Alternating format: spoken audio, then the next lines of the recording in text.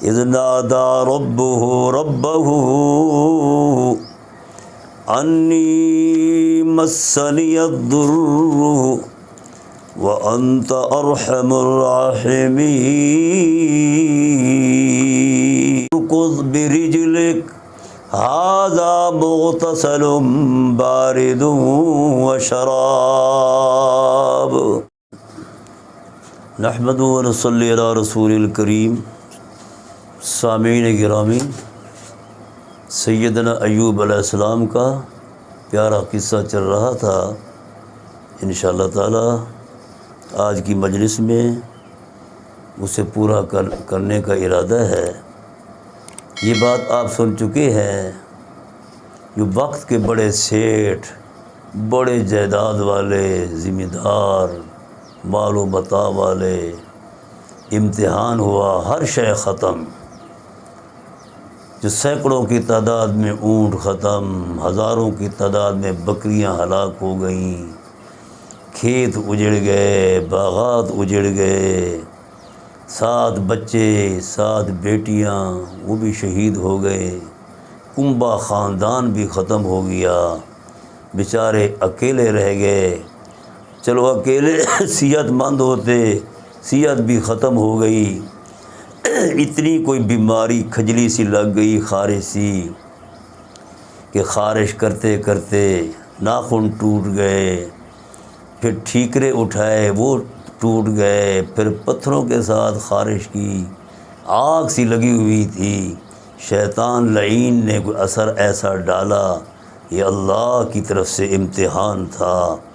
لیکن ایوب علیہ السلام کے صبر میں، تحمل میں، استقامت میں ذرا بھر بھی فرق نہ آیا، حتیٰ کہ خارش کرتے کرتے میرے دوستو، بھائیو، اللہ سے عافیت مانگیں، مصیبت نہ مانگیں، لیکن اگر آ جائے تو پھر صبر کر کے دکھائیں۔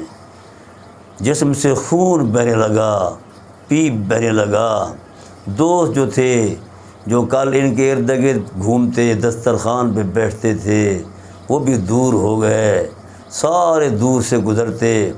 شیطان لعین نے آ کر بستی والوں کو کہا، ایوب تمہارے اندر رہ رہا ہے، اس کو دیکھو بیماری لگی ہوئی ہے، یہ بیماری تمہیں نہ لگ جائے، کوئی متعدی بیماری نہ بن جائے، اس لیے اس کو باہر نکالو۔ تفاسیر سب نے لکھا ہے، روح المعانی میں بھی ہے، قرطبی میں بھی ہے، روح البیان میں بھی ہے، تفسیر کبیر میں بھی ہے، کہ بستی والوں نے اتنے بڑے ذمہ دار کو اپنے شہر میں، بستی میں نہ رہنے دیا، باہر نکالا، جہاں کوڑا کچرا ڈالا جاتا تھا وہاں ایک چھپر سا بنا دیا، وہیں پڑے رہتے تھے۔ ساری دنیا انہیں چھوڑ گئی، لیکن ان کی باوفا بیوی سیدہ مریم، جو سیدنا رحمت، جو حضرت یوسف علیہ السلام کی پوتی لگتی ہے، اس نے ساتھ نہ چھوڑا۔ وہ بیچاری کیا کرتی، اتنے بڑے لاٹ کی بیوی، دیکھو حالات تبدیل ہو گئے، یہ بھی ہو جاتا ہے۔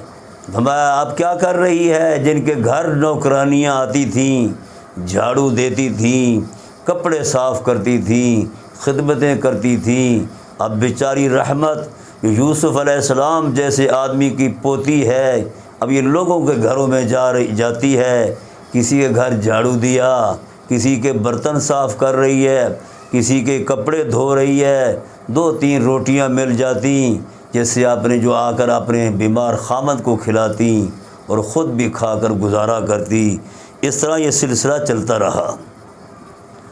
ایک دن یہ آ رہی تھی، ایک دن واقعہ درمیان میں یوں ہے کہ شیطان نے چیخ ماری،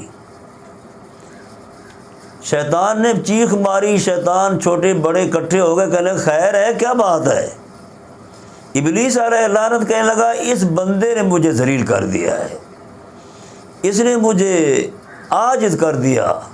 میں نے اللہ تعالیٰ سے اجازت مانگی تھی کہ میں نے اس کے مال پہ تسلط دیا گیا، میں نے اس کے اونٹ ختم کر دیے، بھیڑیں بکریاں تباہ کی، باغات اجاڑ ڈالے، کھیت ہلاک جلا دیے، بچے شہید ہو گئے، جسم کا یہ حال کر دیا، لیکن پھر بھی ذرہ بھر بھی وہ اللہ کے ذکر، اللہ کی حمد و ثنا اور اللہ کی عبادت میں ذرا بھر بھی سستی اور کوتاہی نہیں کر رہا، مجھے سمجھ نہیں آ رہی میں کروں تو کیا کروں۔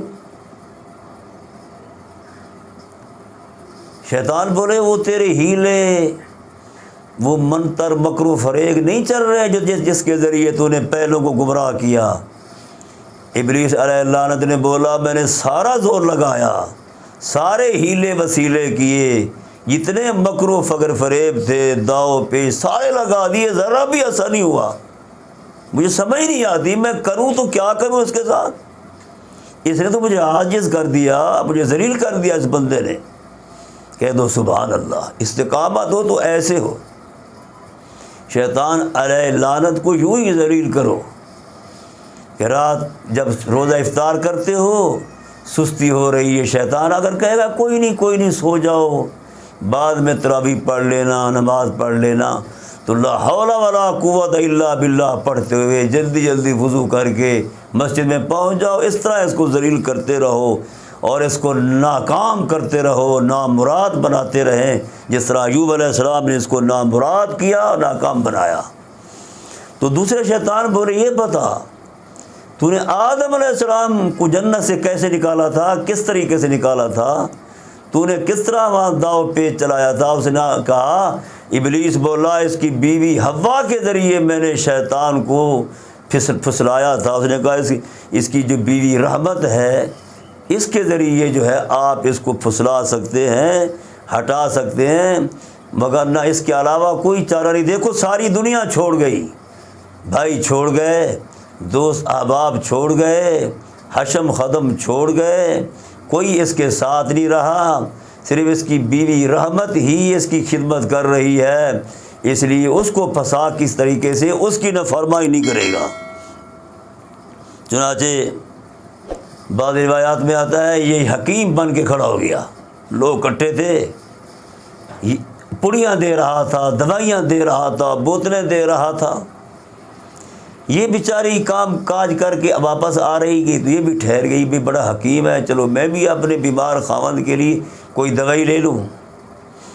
اس نے کہا اللہ کی بندی کیا چاہتی ہے، کیا مسئلہ ہے؟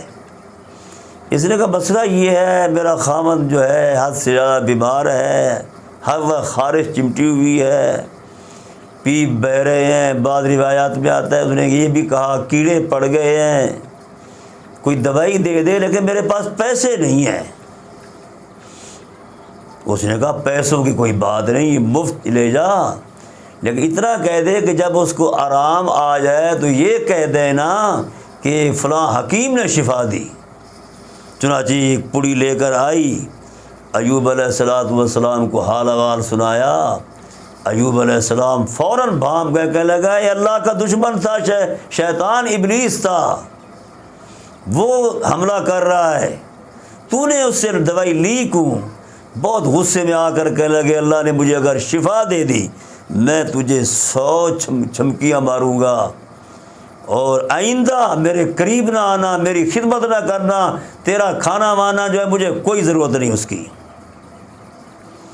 چنانچہ وہ بھی چلی گئی، اب بالکل اکیلے پڑے ہوئے ہیں، کوئی پرسان حال نہیں، کوئی کھانا وانے کا انتظام ہو جاتا تھا وہ بھی ختم ہو گیا، اپنی باوفا بیوی رحمت کو بھی بھگا ڈالے تاکہ گناہ سے بچے۔ اس کو کہتے ہیں صبر المعصیہ، صبر الطاعہ بھی تھا، صبر البلا بھی تھا، اور صبر المعصیت بھی کر کے دکھایا کہ شرک تو شرک کے وامے سے بھی بچ رہے۔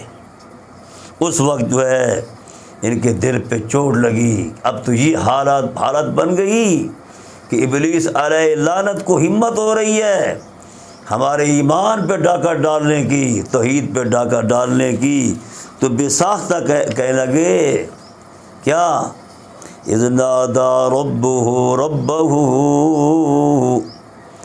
انی مسنی الضر وانت ارحم الراحمین۔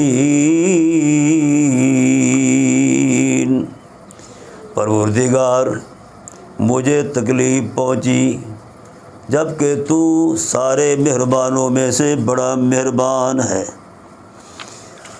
اللہ۔ تو اللہ تبارک و تعالیٰ کی رحمت کو جوش آیا، فرمایا فاستجبنا له فکشفنا ما به من ضر وآتیناہ اہلہ ومثلہم معہم رحمتا من عندنا وذکریٰ للعابدین۔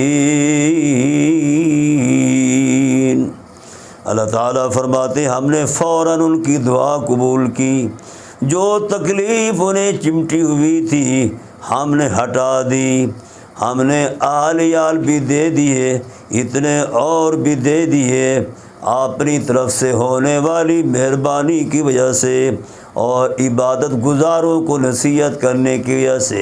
اس کی تفصیل سورہ صاد میں ہے، فرمایا ارکض برجلک ھذا مغتسل بارد وشراب۔ اللہ تعالیٰ نے فرمایا اے ایوب اپنے پاؤں کو زمین پہ مار، ایڑ مار دے۔ ایڑ مارنا تھا، ایک ٹھنڈا چشمہ نمودار ہوا، فرمایا ھذا مغتسل بارد، یہ ٹھنڈا پانی ہے غسل کرنے کے لیے اور پینے کے لیے ہے، چنانچہ اس سے غسل کیا۔ جسم پر جتنی بیماریاں تھیں، پھوڑے پھنسیاں تھیں، خارش تھی، وہ ساری کی ساری ختم ہو گئی۔ پھر فرمایا چند قدم چلے، فرمایا اور ایڑ مار، اور دوسری دفعہ ایڑ ماری اور چشمہ نمودار ہوا، فرمایا یہ پانی پیتے گئے، اندر والی جتنی بیماریاں تھیں ساری کی ساری ختم ہو گئیں۔ اللہ تعالیٰ نے صحت لوٹا دی، جوانی لوٹا دی، بالکل خوبصورت شکل عطا فرما دی، ساری تکلیفیں ختم ہو گئیں۔ اللہ تعالیٰ نے فضل فرمایا، جنت سے ایک جوڑا بھیجا، زیب تن کیا اور اونچی جگہ علیحدہ ہو کر بیٹھ گئے۔ رحمت کے دل میں خیال آیا چلو اس نے تو مجھے بھگا دیا، میں پتہ تو کروں اس کا بنا کیا۔ باوفا بیویاں ایسی ہوتی ہیں، جتنا بھی خامد اس کو دھکے دے کبھی اپنے خامد کو نہیں چھوڑتی۔ انہوں نے تو بھگا دیا تھا، تو نے شیطان کا کہنا کیوں مانا، اس کے داؤ میں کیوں آ گئی؟ دل میں ولولہ اٹھا، جوش اٹھا، ہے پتہ تو کروں ان کا کیا بنا۔ واپس آئی، جہاں کوڑے کچرے پہ پڑے رہتے تھے نہیں نظر آ رہے، بڑی پریشان ہوئی، رونے لگی، چیخنے چلانے لگی، تو کہنے لگی ہے ایک بیمار بیچارہ پڑا رہتا تھا، کمزور سا، پتہ نہیں جنگل کے بھیڑیے اٹھا کے لے گئے، درندے اٹھا کے لے گئے، پتہ نہیں کیا ہوا۔ ایوب علیہ السلام یہ باتیں سن رہے تھے۔ ایوب علیہ السلام نے فرمایا کیوں رو رہی ہے یا امت اللہ، اللہ کی بندی کیا بات ہے؟ یہ بولی اس لیے جہاں بیمار بیچارہ پڑا رہتا تھا، کمزور مریل سا، ہڈیوں کا بنجر، اب نظر نہیں آ رہا، پتہ نہیں جنگل کے بھیڑیے اٹھا لے گئے، درندے کھا گئے، پتہ نہیں اس کا کیا بنا۔ ایوب علیہ السلام نے فرمایا یہ بتا تیرا لگتا کیا ہے وہ؟ اس نے کہا بالی، وہ میرا خامن تھا، روتے ہوئے کہا میرا خامن تھا۔ ایوب علیہ السلام نے فرمایا بعض روایات میں آتا ہے ایوب علیہ السلام بولے میں ہوں، تو کہنے لگی مجھ پہ مذاق کرتا ہے، میں دکھی ہوں، تکلیف زدہ ہوں، مجھ سے مذاق کرتے ہو، پتہ نہیں میرا بیمار خامد کہاں گیا، اور روئی۔ ایوب علیہ السلام نے فرمایا یقین کر لے میں ہی ہوں۔ اس نے کہا مجھ سے مذاق نہ کر، مجھ سے ٹھٹھا نہ کر۔ ایوب علیہ السلام نے فرمایا اچھا یہ بتا اگر تو اس کو دیکھ لے تو پہچان لے گی؟ اس نے کہا بالکل پہچان لوں گی۔ انہوں نے منہ سے کپڑا ہٹایا، ہنسے، بس ہنسنے کی وجہ سے پہچان گئی اور ان کو لپٹ گئی، چپٹ گئی۔ تو حضرت ایوب علیہ السلام نے فرمایا اللہ تعالیٰ نے فضل فرمایا، صحت بھی لوٹا دی، اور اللہ تعالیٰ نے ایک بدری بھیجی اس نے سونا برسایا، سونے کا ڈھیر لگ گیا۔ دوسری بدلی بھیجی جس نے چاندی برسائی، چاندی کا ڈھیر لگ گیا حتیٰ کہ سونا چاندی بہنے لگا۔ پھر جو بچے لڑکے 7 لڑکے 7 لڑکیاں شہید ہو گئے تھے، مکان میں دب کے مر گئے تھے، اللہ نے ان کو زندہ کیا، کیونکہ ان کی زندگی تبھی بچی ہوئی تھی، اللہ نے دوبارہ ان کو زندہ کیا۔ اور اللہ تعالیٰ نے ایوب علیہ السلام کی جوانی اور سیدہ رحمت بی بی کی جوانی لوٹا دی۔ انہوں نے 7 بچے، 7 لڑکے اور 7 لڑکیاں اور جنی، پھر اتنی زندگی 70 سال 80 سال پھر اور گزارے، صحت کی حالت میں، فراخی کی حالت میں۔ روایات میں آتا ہے جب تکلیف حد سے بڑھی تو رحمت بی بی کہنے لگی دعا کیوں نہیں مانگتے؟ ایوب علیہ السلام میں یہ بتا، صحت کی حالت میں، فراخی کی حالت میں ہمارا وقت کتنا گزرا؟ وہ بولی 70 سال، بعض روایات میں آتا ہے 80 سال۔ ایوب علیہ السلام میں مجھے شرم آتی ہے، جس خدا نے اتنا لمبا عرصہ صحت دی، فراخی دی، فراوانی دی، کچھ دنوں کے لیے اگر بیماری آ گئی ہے 7 سال کے لیے تو میں اتنا بے صبر ہو جاؤں، لیکن جب دیکھا بیماری بڑھ رہی ہے، دل دماغ پہ بھی اثر کرنے لگی، شیطان کو بھی جرأت ہونے لگی ان کے ایمان پہ ڈاکہ ڈالنے کی، تو اس وقت کہا رب انی، اس وقت دعا مانگی کہ انی مسنی الضر، پروردگار مجھے تکلیف پہنچی ہے، وانت ارحم الراحمین، تو تمام مہربانوں میں سے بڑا مہربان ہے۔ دیکھو یہ ہوتا ہے صبر، مصیبت پر بھی صبر کیا، کبھی اللہ کا شکوہ نہیں کیا، جزا فضا نہیں کیا، طاعت پر طاعت پہ صبر کیا، بلکہ جتنی عبادت صحت و فراخی کی حالت میں کرتے تھے اس سے بڑھ کر اور عبادت کی اور ذکر کیا اور اللہ کی تعریف کی اور گناہ سے بھی بچے رہے۔ اللہ تعالیٰ مجھے اور آپ کو صحیح معنی جو ہے نیکی کرنے کی توفیق عطا فرمائے۔ وآخر دعوانا، بہرحال یہ میں نے واقعہ اس مناسبت سے بتایا ہے کہ جناب رسول اللہ صلی اللہ علیہ وسلم نے فرمایا کہ رمضان المبارک جو ہے مواسات کا مہینہ ہے، صبر کا مہینہ ہے۔ بندے کو چاہیے اتنی بھی کمزوری ہو ذکر اللہ میں کمی نہ آئے، تلاوت میں کمی نہ آئے، نماز میں کمی نہ آئے، ذکر و فکر میں دعا میں کمی نہ آئے۔ یہ تربیت کی جا رہی ہے، یہ مہینہ انسان کی تربیت کے لیے ہے۔ وآخر دعوانا الحمدللہ رب العالمین۔